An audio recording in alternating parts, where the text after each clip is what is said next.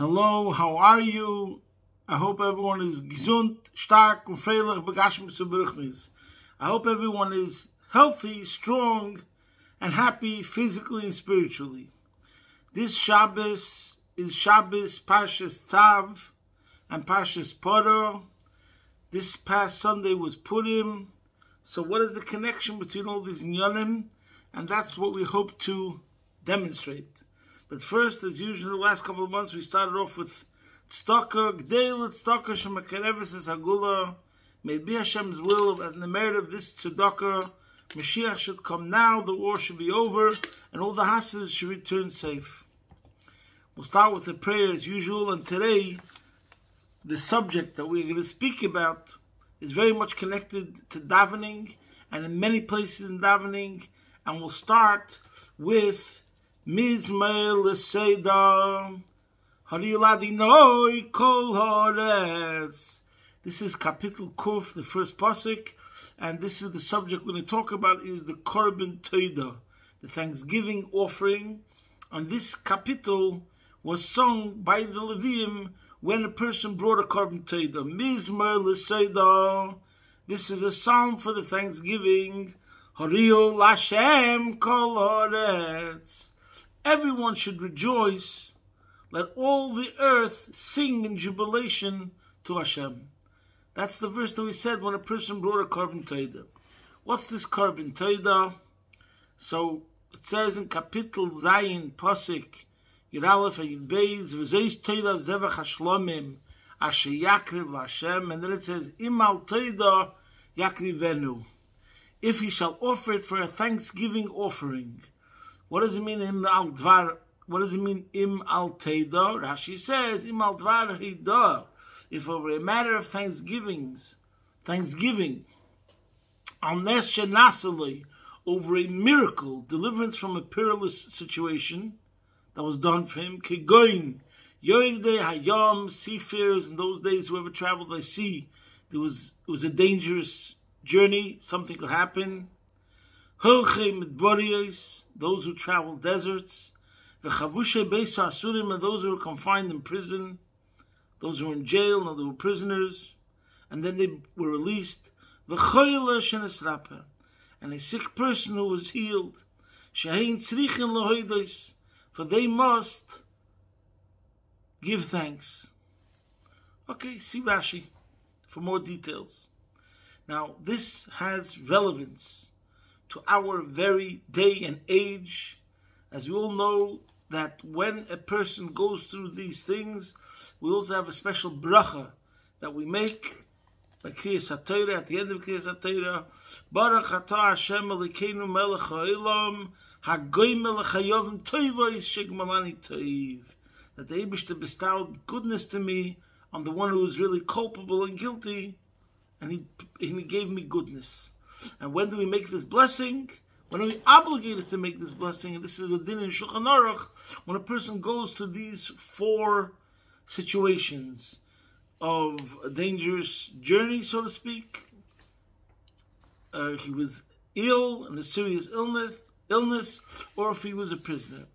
So now, this is something that we have to speak about. Why? For two reasons. Number one, because this, we have to realize that this idea of thanksgiving and gratitude is not an aspect of Judaism. But in a way you could say, we could say that this is the central idea of Yiddishkeit. This idea of this feeling of gratitude. That's on a holy, on a religious level. But the truth is, today, this is another area how Yiddishkeit always gets me so excited, because we make studies, and it takes 5,700 years, or it's 5,750 years, or however we have research that was done about gratitude, and how gratitude is important for happiness and for health. I would say the two subjects that mankind is obsessed with more than anything else is health and happiness. People want to live longer, no problems, and people want to be happy. So for the well-being of mankind, which the well-being of mankind includes these two things more than anything else, health and happiness, guess what? What's the secret? Gratitude. And this is being reaffirmed by study after study after study. And here we come to the primary unbelievable idea of Yiddishkeit. Guess what? I could have told you so. And how do we see that in Yiddishkeit? That the very first thing that a person says every single day, we're holding by 1 second of your awareness, of your being awake, of your consciousness. And what do? Meida ani lefanecha melech chai v'kayam shechazarta b'nishmasi b'chemla rabba munasecha. We give thanks that we're alive and that we're Jew, as we'll explain, and I think we spoke about other times. Today I want to make it short because it's getting late over here in Melbourne for Shabbos, and I'm running late. It's late. So think about it, my friends. Think about it. There's 613 commandments. There's Amonas Elokus. There's so many different ways. God in His infinite wisdom could have said, what's the first thing you should do at the first second of every single day of your long life? I don't know. I'm not God. But you could have thought there's so many different things that should be done. And as a matter of fact, it's a major, major chidush. It's a major, major innovation that we say Meida'ani precisely before we wash Negavasa, before we cleanse our hands. You think, before I'm going to utter a thanks to God, I should first wash my hands in cleanliness as a sense of preparation, or no? And we say no. Give immediate thanks. You breathed 1 iota of oxygen, you're alive, you immediately give thanks. You don't even have time to cleanse your hands to give the thanks. Give thanks immediately because you already had the pleasure of being alive. That for a second. So in truth, this is a very, very deep, profound idea that the Rebbe discusses. And before we get into this gratitude and how we have to appreciate it and go step by step, but first I'll go with another question connected to the subject of gratitude, which is brought in many, many Maimarim discourse of Chassidus, and that is a Maimar Azal from Medrash that says that L'Osad when Mashiach comes, Kol HaKabonos B'Telim, all the sacrifices will cease. We won't bring sacrifices, but the Korban Toida any bottle. But the Korban Toida will not become bottle. And it also says all the prayers will stop, but not the prayer of Haidah. So this is unbelievable. This is astonishing. This is astounding. You'd think that all the other sacrifices that might have more of a spiritual sort of dimension, they would be the ones that would continue when Mashiach comes. But deliverance from danger? And that's the thing which obligates you to bring a Korban Torah. That's going to continue when Mashiach comes. But we're going to be out of that danger. So what's the meaning? Now, let's first say why are Korbanos going to finish when Mashiach comes? So first of all, because if you bring a Korban for atonement, so everyone's going to be on the top level. There's not going to be any more a Yetzer Hara, an evil inclination. There won't be any more sense of sin. So we won't have to bring a sacrifice to atone for the sin. But what's the idea of why the Korban Torah continues? Okay, now let's go back to Meida'ani for a second. The Rebbe wrote a discourse on Meida'ani, which in my humble opinion, even though I'm a cockroach, a worm compared to the Rebbe, and to speak about the Rebbe's genius, but I think one could safely say and assume that the Kuntas Inyana Shel Teres Achsidis, the essay that the Rebbe spoke about and wrote on Meida'ani, could be the Rebbe's masterpiece. The essay which really includes and contains, from it you could see the Rebbe's genius and innovation and contribution to Torah literature, which I'm not going to get into that right now. In any case, the Rebbe shows and elaborates how Meida'ani, in a way, is your greatest religious experience of the day. more than anything else, because it represents that essential spark of transcendence, the essence of the Jew, which is one with the essence of Hashem, which proclaims immediately, as soon as it's conscious in the body, Hashem, Hashem, and its connection to Hashem, and it's able to override whatever deficiencies, whatever deformities, whatever limitations, whatever flaws, whatever level you're at, whatever your situation, whatever your condition, it still is throbbing. It's still active. And it's still there with power on Hashem. And that's why we say Meidani with impure hands, because all the impurities, all the darkness, all the cement, all the quicksand cannot cover up on that spark, that essence, the Yechida of the Nefesh Elikis, which is there, which as soon as it's awoke, it becomes aroused and cries out, Hashem, thank you. It connects and bonds with its true essence. And that's what Meidani is. And that's what the Rebbe explains over there at length. See there. But let's now start from level to level. What is gratitude? Gratitude on the lowest level is not where I really want to go towards, but I want to start at the lowest level because this is something which is so important.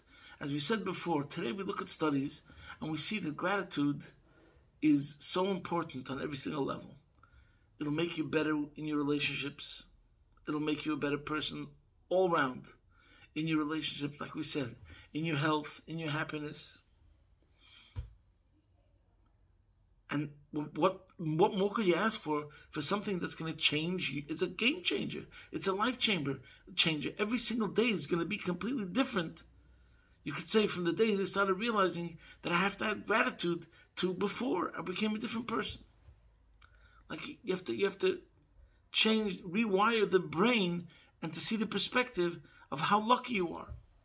So the first thing is, according to Chassidus, that one of the main themes of Chassidus is the idea of Ein Mavadai. And those who learn Shayich V'Amunah the Alter Rebbe, it elaborates over there why Hashem has to constantly create the world. Hamachadesh b'tuvei b'chol yom tamid ma'aseh b'reishis. Which means that, you know, the famous Lashon from Eitz Chaim, from Kabbalah, which says that Hashem had to make a makom panu, an empty space, and that there was a tzimtzum, a contraction. He made space for the world. In that space, he brought his Eirakav, and then the worlds were created. But the point is, before Hashem made this makom panui, there was not even the makom panui. It's not that before the worlds were created, before existence as we knew it came into being, what was? Nothingness. There was no nothingness. There was no concept of space that had any connection whatsoever with the sense of space as we know it. Even the absence of space, non-space, makom panui, had to be created. So in other words, there's no way for our existences to be in existence. In other words, wake up every day and you realize every single thing that's going on in your life, every single aspect that's going on in your life is thanks to Hashem. So now let's stop for a second. The Eibishter creates matter. He can make a diamond. You could be a rock. You could be a one cell, I don't know what. You can be you could be in existence of a grain of sand. Then there's something else. There's tzemeach, there's flowers. Then there's chai. Then there's medaber. Then there's yid.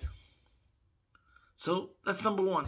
And the Rebbe, by the way, and I don't want to elaborate because I think we spoke about this already many times before, that's another chiddush of the Rebbe, that when we say Meidani l'fanecha melech chai v'kayam shechazata b'nishma si, the Rebbe learns pshat that the main emphasis of the Meidani prayer is that we say, thank you Hashem that you turned my neshama.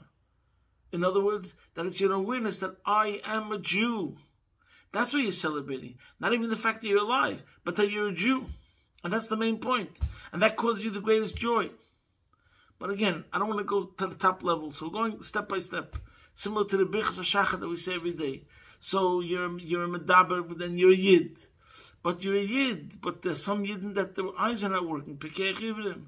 Some yidden that don't walk in erect. It's zekiv kfufim. There's some yidden that, etc., etc., that are missing a limb. And you have to give thanks for every single thing that the Eibush is giving you. In other words, i.e., there's nothing, since we're going back to Enid Mavadi, that your very existence is attributed to Hashem, and it's every single aspect of your existence, of every single second of your life. Now, where do we see this idea brought up beautifully? By the chinuch in the mitzvah of Kabbalah Savichi V'Semecha.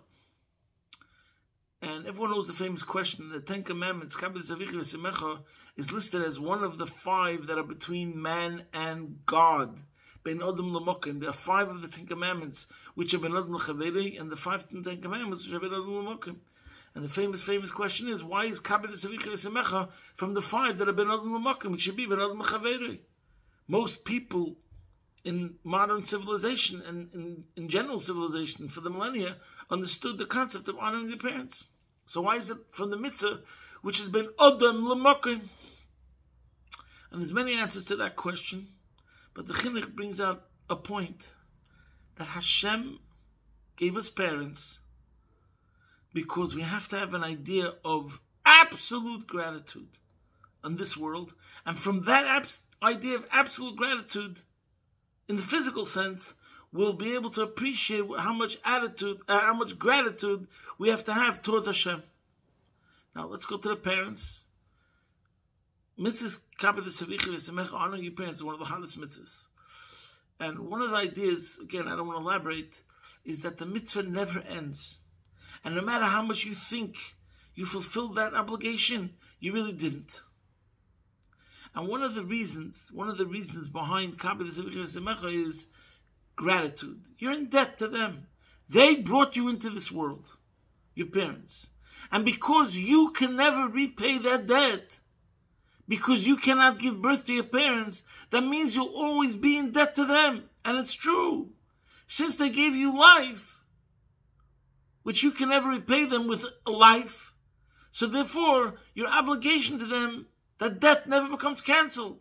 And therefore, no matter what you do for them, it doesn't finish the obligation to say, oh, I did it enough. Like most mitzvahs, there is a parameter. What means you did the mitzvah? If you put on till in the morning for that day, you finish the mitzvah. When it comes to Kabbalah Savichi V'Semecha, there's no end to it. No matter how much you do for them, it's still not enough because you still didn't repay them what they did for you. And Hashem made it that way, so that from this concept, and that's why it's one of the mitzvahs, it will give you a greater appreciation of how much you're indebted to Hashem. Your parents that are limited mortals, and they're only able to influence you to the degree that they brought you onto this planet Earth, and maybe they provided for you for many years, and even maybe now, but still their involvement in your life in the end is limited. Just like they're limited, their involvement in your life is limited, and their powers are limited. But if you think about Hashem, that He is unlimited, and His influence and His impact in your life is constant, without limits, so therefore, if your obligation to your parents is so much, all the more so, kol shkein ve'in tzarich lemer, kal v'chaymer, that's how much your gratitude has to be towards Hashem. Which what they gave for you is much more and more and more, etc. And you can never really repay the debt. So that's one idea. Somebody might ask and think to himself, in modern sensibilities, it sounds a bit, I don't know, like not so positive. If it's all about, oh, I'm in debt, I have to feel like I owe them something. I'm a bal chayv to them. Why shouldn't we speak more about love, appreciation? And the answer is, so think of it like that. But we're talking sometimes to somebody who doesn't understand any other language, that therefore you have to tell him, you're in debt. If you don't want to feel it like that, they'll feel it that therefore the love and the appreciation has to be more and more. And the truth is, now's not the time to get into it. But this is very important, especially in relation to parents and into Hashem. There is a nature of a person. This is the struggle. And we have to realize that struggle. We have a nefesh alikis, a yetzer tov, and we have a nefesh bahamas, yetzer hara. There's a struggle always going on. One side is selfish, one side is selfless. One side is about ego, and the other side is about humility.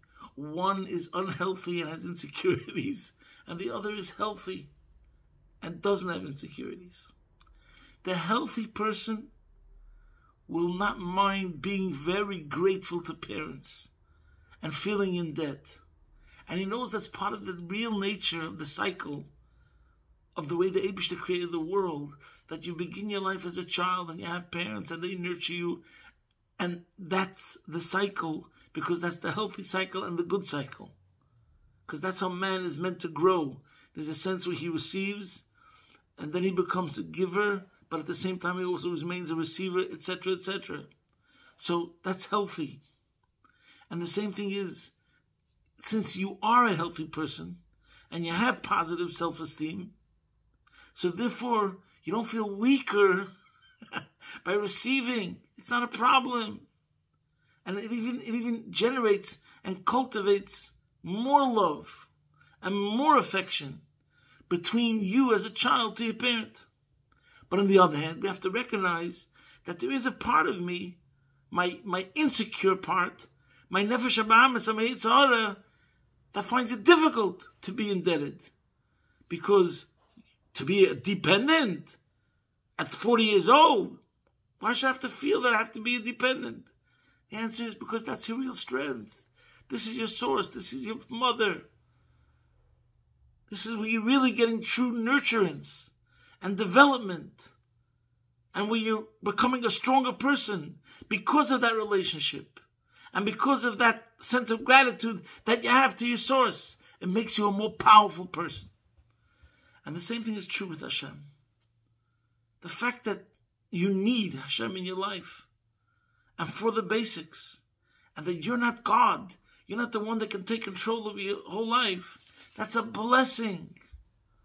And that's because you're a healthy person, so you understand that you have limitations and you're comfortable with your limitations. And therefore you could embrace your limitations and you're not becoming angry. Somebody who's an egoist maniac is the one who's going to be threatened by the fact that he has to pray to a God to be able to have success in life. But a person who's a healthy person, and he doesn't have to have control, he's not a control freak, so that he doesn't have a problem with those issues whatsoever. There's more to elaborate on the psychology, but that's the way it works. In any case, so now we see from this that number one, on the most basic level, the idea of gratitude is because since it's in Movadai, so the first thing in my head that has to be is that I'm completely helpless. I'm a zero without Hashem, a complete zero. I'm not even a Mokum Ponui. Then there's a Mokum Ponui, then there's a creation, then there could be a single cell, then there's whatever. So every single thing, and that's what Birchas Hashach is about. I have to think in how many ways I have to be grateful to you, and that's the emphasis of Birchas Hashach, as we say in the morning. Then there's the idea. Okay, let's just skip to Chassidus, where it speaks about spiritual aspects of being thankful. I'm just skipping to this aside point, just to tell you that in Chassidus it talks about these four cases in spiritual levels also. So we don't have to wait to go through the physical danger to feel that we have to have this bracha of Hagoy Melech Hayom Tevis every single day. And that's, I'm quoting you from a mimer of the Friedrich Rebbe called Hagoy Melech Hayom Tevis. When he was released from prison in 1927, he said two Hasidic discourses starting with that verse, Hagoy Melech Hayom Tevis Shemalani Teiv. And over here, at the end of one of the Maimorim, he defines the four categories of somebody that was saved from a danger. And he says, for example, I'll read you very quickly. He says, for example, there's somebody who is a chayla. What means somebody who was sick? Chayla hu shenistamtem moiche v'liboy. He has a blockage of his mind and heart. He's numb to spirituality. He's not getting excited. He has a serious diagnosis of apathy to spiritual matters. Okay, then comes another level. There's Chovish b'veis ha'asurim. Asher chas v'sholom haram is gaber ala toiv. What that means is the person has addictions. He's a slave to his animal soul. He feels he's out of control completely. He feels like he has some demon inside of him that takes control. Like anger management. Sometimes he just loses control completely. The one who's traveling a seafarer is the one who is drowned. He's drowning in disturbances and confusion, worldly issues, earning a living. The day-to-day grind of daily life is bringing him down, and it's preventing him from connecting to spirituality. Or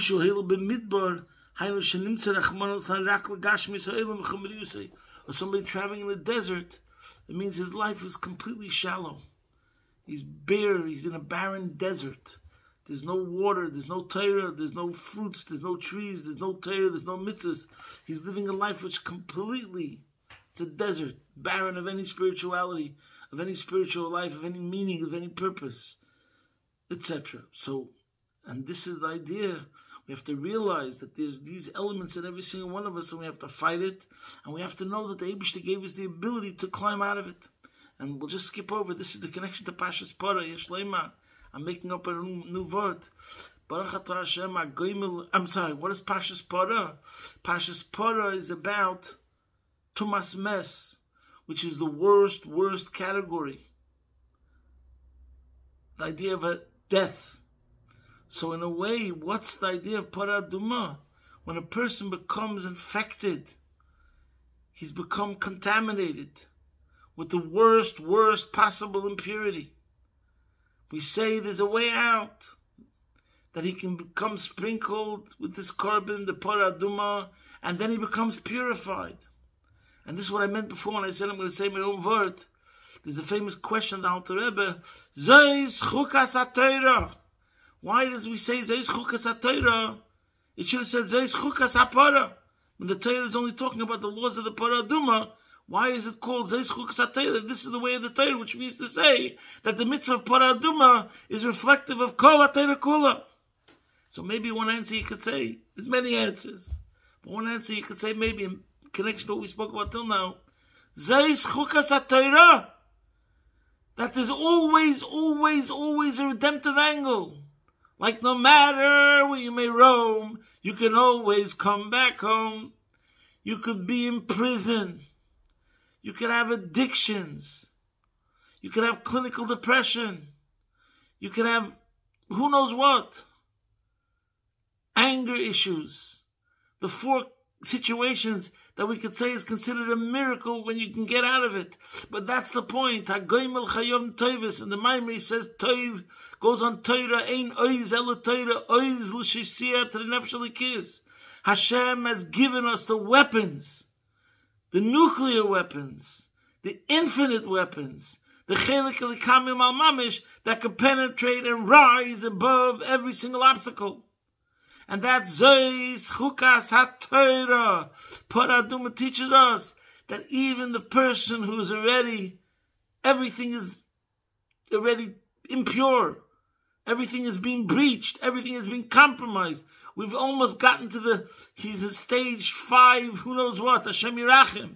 Nevertheless, Zeis Chukas HaTorah, even when we're dealing with a situation that someone is contaminated with Tumas Mes, with the idea of Hepech HaChayim, even he could be revived. So that's the connection to Parah Aduma, the connection to the Megillah. It's already getting very late now. Everyone knows. Where does the word Haidah come from? Thankfulness. Thankfulness comes from the word Yehuda.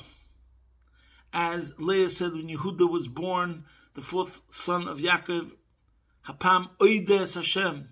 She said, I'm giving thanks to Hashem. Thanks means you concede to a higher being. There's a greater power. And in the Megillah it says, Ish Yehudi Hoya B'Shushan Abira. Mordechai was called Yehudi. He's the first Jew that's called Yehudi, a Jew. And why is he called Yehudi? So the Gemara says, Shek Moide, that all Jews are called Yehudim, because we're Moide ba'Kodesh Baruch Hu v'koife ba'Avodah Zarah, because we thank you, Hashem. We acknowledge Hashem as the greater being.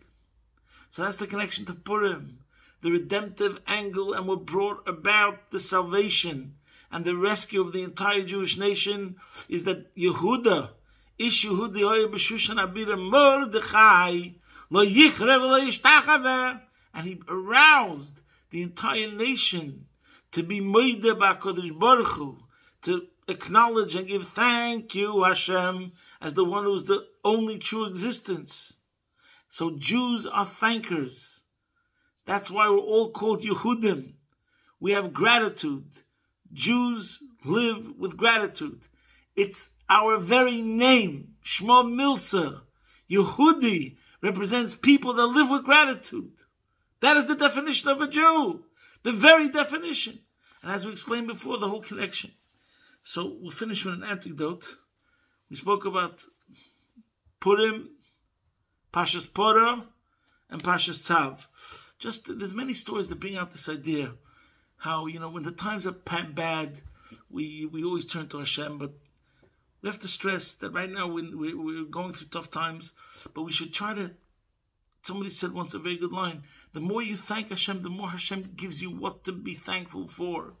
So there's two famous anecdotes that people say. One is a story between, there was once an event where there was a couple that had an only son that lost the child, Hashem Yerachim Zolor B'Shtal Piten, fighting for Eretz Yisrael, and there was an event commemorating, to make a dedication in honor of the son.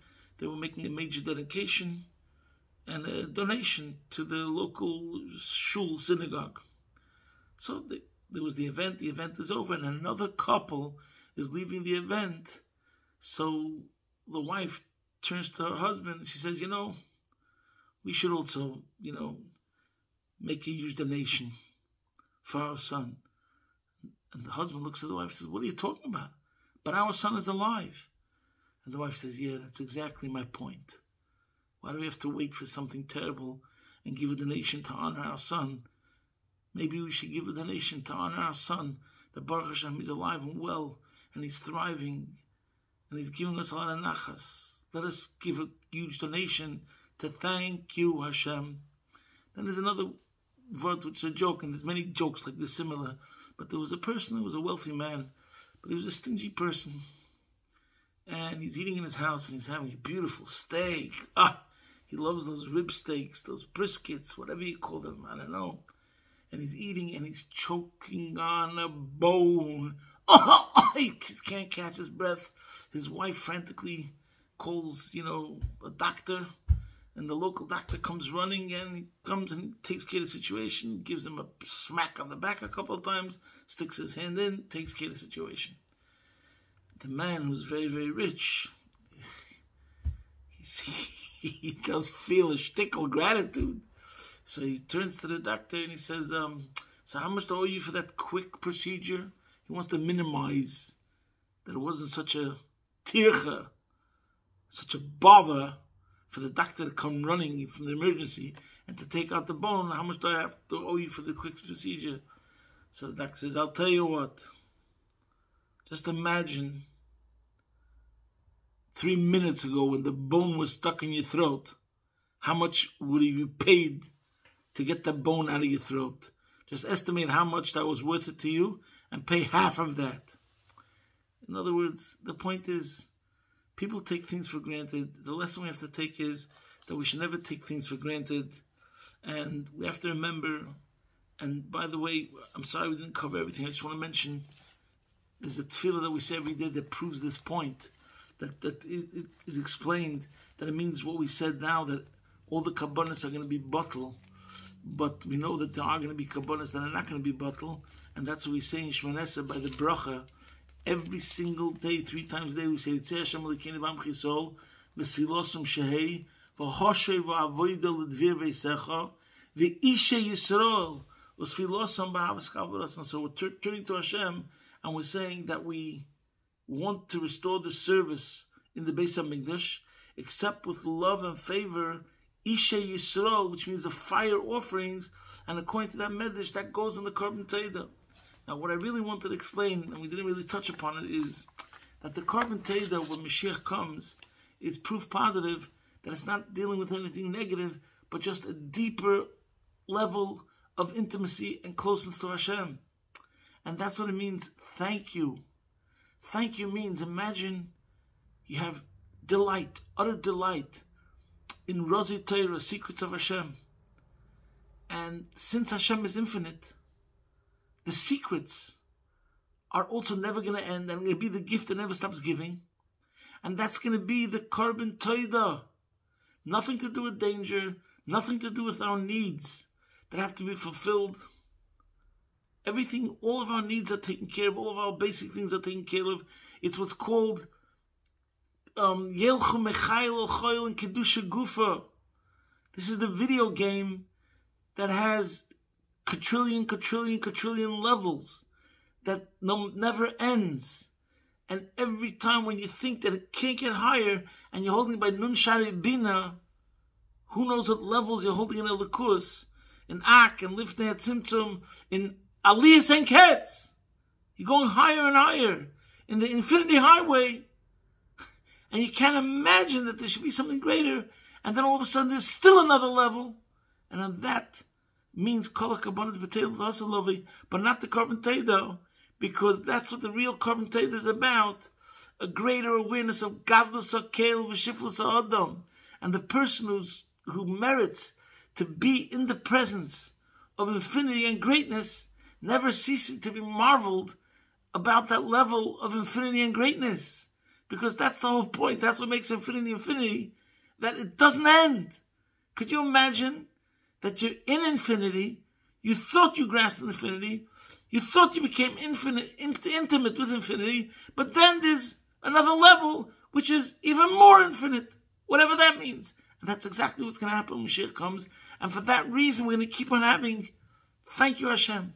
So the Eibusha should help, that it should be in such a way now, me'ein, olam haba, that we experience levels of Hashem's goodness, b'teiv anirev anigla, and see Gilui Elikus, Hariyul Hashem Kol Haaretz. That's why we say that when a single person brought a Korban Todah, it's meant to elevate the world to come to a greater awareness and a greater consciousness of Hashem's infinity. And the Eibusha should help that the more we learn about this concept of Gadlus HaKel, the greatness of the Eibusha, the more that will bring closer to us, that we should be able to see it immediately, the greatness of the Eibusha, Kimitzeischa Meretz Mitzrayim, Aren Flois, Begula Mitzvah Shlema, take it from Miyad, Mamish, posting from my home, Be'ez Hashem Yisbarach, your man in Melbourne.